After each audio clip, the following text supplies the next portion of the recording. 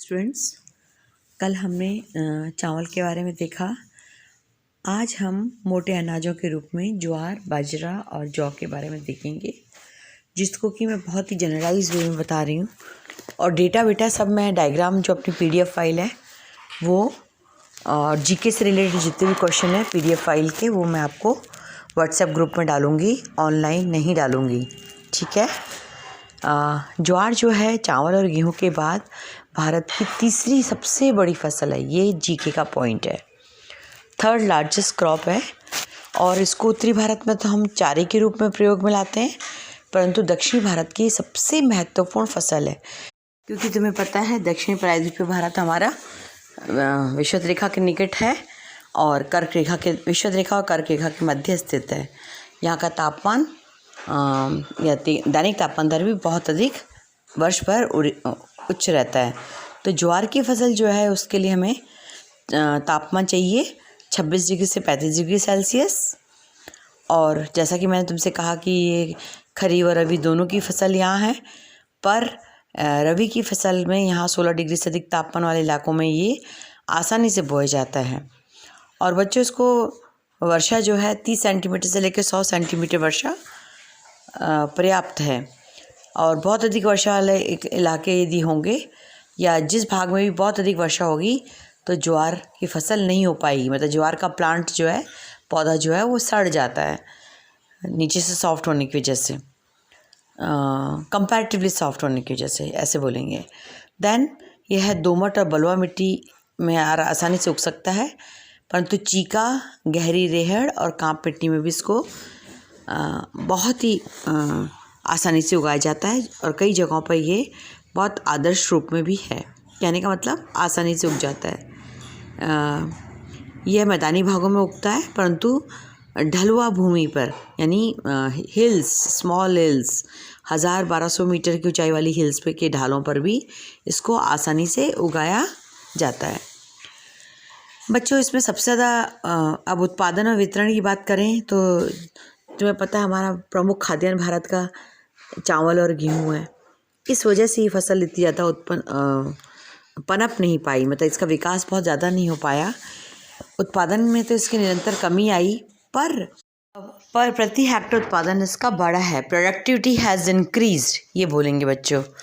अब देखिए बच्चों, इसमें क्या है, हमारे भारत में यद्यपि यह है प्रोडक्शन, मिलेट्स का प्रोडक्शन विश्व में सबसे अधिक होता है ना मिलेट का, और कंट्रीब्यूशन भी हम बहुत ज़्यादा देते हैं। लास्ट ईयर हमारा ज्वार का जो प्रोडक्शन है, इसका प्रोडक्शन हुआ हमारा केवल 46.3 लाख टन्स या मिलियन, 4.60 मिलियन टन्स बोलेंगे, as compare to the previous, यानी इससे पहले हमारा 3.48 मिलियन टन्स हुआ था। 3.48 मिलियन टन्स, या इसको हम ये कहेंगे 34 लाख टन्स, है ना, एक इसका कुल उत्पादन हम बता रहे हैं।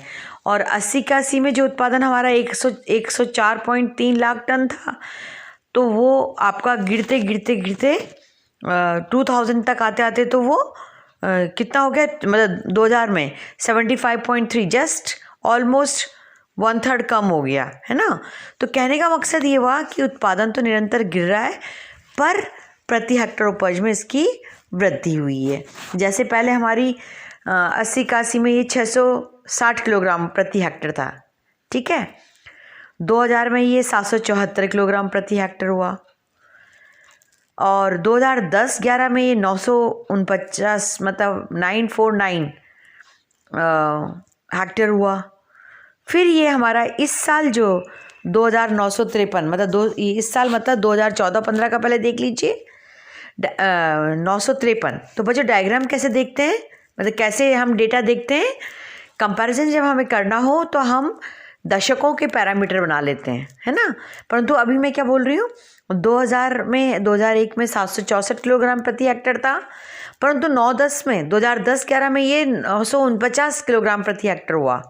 यहाँ से प्रोडक्शन हल्का बढ़ना शुरू हुआ और ये 953 किलोग्राम 14-15 में हुआ, और पुनः 2020-21 में ये अराउंड 960 किलोग्राम प्रति हेक्टर उत्पन्न हुआ है। बच्चों, ये सारे डेटा कहीं ऐसे फ्रॉड बुक के नहीं हैं। दिस इज़ एग्रीकल्चर स्टैटिक्स के जो है स्टैटिक्स एट अ ग्लांस एक तरीका है, उससे ये आंकड़े समझ लिए हुए हैं। जैसे मैंने कल आपको बताया था, भारत वार्षिकी के आंकड़े और स्टैटिकल जो चाहे एग्रीकल्चर हो, जो भारत सरकार की जो बुक्स हैं योजनाओं परियोजनाओं के द्वारा जो भारत प्रिंट करता है, उसके ही आंकड़े वैलिड होते हैं।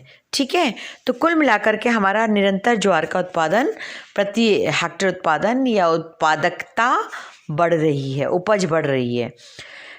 इसमें सबसे अब राज्य कौन से हैं इसके? महाराष्ट्र सब, इसमें 164 लाख टन ज्वार पैदा की थी 2014-15 में, और 17-18 में इसकी 810 लाख टन ज्वार प्रोड्यूस हुई है बच्चों।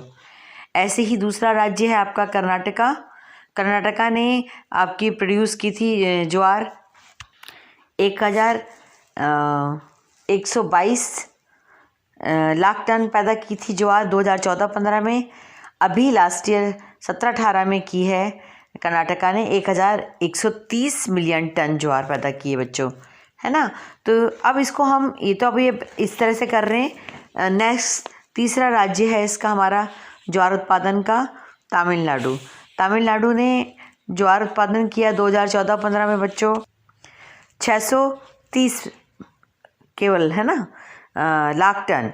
तो अब इसने किया है अराउंड आपका 72 लाख टन्स 18-19 में। तो कहने का मतलब तीसरा बड़ा राज्य जो है ये वैसे मध्य प्रदेश है, तमिलनाडु नहीं। हाँ, तो मध्य प्रदेश ने की हमारी 2014-15 में उत्पादन किया मिलेट्स का 380 मिलियन लाख टन, और अभी 2017-18 में 570 लाख टन। मतलब मध्य प्रदेश की जो टोटल प्रोडक्टिविटी है, चाहे वो चावल हो, गेहूं में और मिलेट्स में, रिकॉर्ड तोड़। दलहन में भी मध्य प्रदेश बहुत आगे निकल गया है। तो ये पिछले 10 साल का मध्य प्रदेश का बहुत ट्रिमेंडस एग्रीकल्चर प्रोडक्शन डेटा जो है वो दर्शा रहे हैं। राजस्थान में मिलेट केवल आपका लास्ट ईयर हुआ है मिलियन टन, तमिलनाडु का हुआ है 42 लाख टन, और इसी प्रकार से अन्य राज्यों में भी अराउंड उत्तर प्रदेश में 222 लाख टन। इस प्रकार से कुल मिलाकर के उत्पादन करने वाले ये समस्त भारत के राज्य हैं जो कि ज्वार का उत्पादन करते हैं। दूसरी फसल है बाजरा। बाजरा जो है ये मुख्य भोजन के रूप में हमारे नॉर्दर्न राज्यों में किया जाता है, पर पशुओं के चारे के रूप में भी और घरों के छप्पर बनाने के रूप में भी इसका प्रयोग करते हैं। ये टोटली शुष्क जलवायु वाली फसल है, और ये हमें इसलिए पता है क्योंकि ये हमारे राज्य में सबसे ज़्यादा प्रोडक्शन इसका होता है। ये एक शुष्क जलवायु वाली फसल है। ये 40 से 50 सेंटीमीटर वार्षिक वर्षा वाले क्षेत्र में आसानी से हो जाती है, पर यदि 100 सेंटीमीटर वर्षा भी हो तो भी इसका उत्पादन हो जाता है। इसके लिए तापमान बच्चों ज्वार की तुलना में 25 से 30 डिग्री सेल्सियस में भी आसानी से उग जाता है बाजरा। इसके लिए प्रारंभिक जो होता है, जब इसको प्रोडक्शन हम स्टार्ट करते हैं तो हल्की वर्षा होती है। जब ये हम इसको हल लगा करके बीज को बोते हैं, और जब बीज बो देते हैं उसके बाद इसको तेज़ धूप चाहिए होती है, जो कि इसके लिए बहुत लाभकारी होती है। यह बहुत हल्की मिट्टी, बलुई मिट्टी में भी आसानी से उग जाता है, काली मिट्टी में भी उग जाता है, और लाल मिट्टी या जो उच्च इलाकों में हाई हिली एरियाज़ में कंकरीली मिट्टी होती है उसमें भी ये पैदा हो जाता है। कहने का मतलब बहुत मिट्टी की दशा इसके लिए बहुत उन्नत नहीं हो तो भी ये आसानी से उत्पन्न हो जाता है। हमारे यहाँ नदन पार्ट में ये खरीफ की फसल है। ये मई से सितंबर तक बोई जाती है, और अक्टूबर से इसको फरवरी अक्टूबर के बीच में इसको काट लिया जाता है। कि बेटा मई वाले जो है वो अक्टूबर तक तैयार हो जाती है फसल, और सितंबर के आसपास जो जिन क्षेत्रों में बोया जाता है वो फरवरी तक इसको काट लेते हैं। तो कहने का मतलब यह वर्षा पर आधारित होती है। इसे बहुत ज़्यादा सिंचाई की आवश्यकता नहीं होती है, यानी सिंचाई के साधन नहीं भी हों तो भी ये फसल आसानी से उग जाती है। अब बच्चों भारत में हमारा जो बाजरे का उत्पादन हुआ है वो भी निरंतर आपका मतलब घटा है। 2010-12 तक तो बहुत ज़्यादा घटा है, और उसके बाद धीरे धीरे ये उत्पादन हल्का सा बढ़ने लगा है। और आजकल तो जैसे फूड अवेयरनेस लोगों में आ गई है ना बच्चों, कि मिलेट्स खाने चाहिए और केवल फूड ग्रेन्स, ये कार्बोहाइड्रेट डाइट्स नहीं खानी चाहिए, तो इस वजह से भी ये थोड़ा सा डेवलप हुआ है। और एक बात बताना भूल गई बच्चों में, पूरे विश्व में जो मिलेट्स हैं या सारगोम्स हैं वो अफ्रीकन कंट्रीज़ हाईएस्ट कंजम्पशन करती हैं वर्ल्ड में, है ना, मक्का और ज्वार। ठीक है, तो इस प्रकार से बच्चों हमारे यहाँ इसका उत्पादन 71 में हुआ था 80.3 लाख टन, और सन 80-81 में तो बहुत बुरा हाल था, 53.4 लाख टन ही उत्पन्न हुआ। अब इसका 2000 में और 2001 में हुआ 67.6 लाख टन, और ये उत्पादन बढ़ा 2010-11 में 1003.7 लाख टन, और वापस इसका उत्पादन घट गया 90.5 लाख टन इसका उत्पादन हुआ। इस से बच्चों राजस्थान में इसका उत्पादन जो है 2014-15 में राजस्थान में मिलेट का उत्पादन अपना हुआ है 4.49 मिलियन टन्स। ठीक है, और इसका उत्पादन लास्ट ईयर 18-19 में किन अपरिहार्य कारणों से थोड़ा सा घटा है, वो है 38,050 मिलियन टन। और इस प्रकार से बच्चों राजस्थान है मिलेट में, उत्तर प्रदेश है, गुजरात है, मध्य प्रदेश है, हरियाणा है, कर्नाटक, महाराष्ट्र, तमिलनाडु, आंध्र प्रदेश, और बाजरा बेटा जम्मू कश्मीर में पैदा होता है। ये चीज़ थोड़ा सा नोट कर लीजिएगा, जम्मू कश्मीर में भी बाजरा पैदा होता है। और बेटा इनको अलग अलग नाम से जानते हैं, पर्ल मिलेट्स और ऐसे इस नामों से भी हम पुकारते हैं। अब बच्चों इस प्रकार से आपका ये बाजरा की फसल हुई। तीसरी फसल जो है जौ है, जो है उसकी खेती हमारे यहाँ पहले बहुत ज़्यादा गेहूं के साथ मिला के की जाती थी, परंतु बाद में ये हरित क्रांति के कारण केवल गेहूं प्रोडक्शन होने लगा। नहीं तो हमारे यहाँ लोग पहले से गेहूं जौ मिक्स होके खाते थे। ये भी 3-4 महीने में पक के तैयार हो जाता है। और जौ जो है बेटा हायर लैटीट्यूड पे आसानी से आता है। यही कारण है कि यह उष्णकटिबंधीय क्षेत्र में भी है और शीतोष्णकटिबंधीय क्षेत्र की उपज भी है। भारत में हमारे जो उच्च राज्य हैं, उच्च अक्षांशीय राज्य, उनमें भी ये आसानी से प्रोड्यूस हो जाता है। 10 डिग्री से 15 डिग्री सेल्सियस टेम्परेचर के लिए चाहिए होता है। 75 से 100 सेंटीमीटर से अधिक नहीं चाहिए इसको, मतलब 75 से लेकर के और 80-100 सेंटीमीटर तक ही होनी चाहिए। इससे ज़्यादा में ये और ख़राब हो जाएगा। और हल्की चीका मिट्टी, कांप मिट्टी आसानी से इसमें हो जाती है।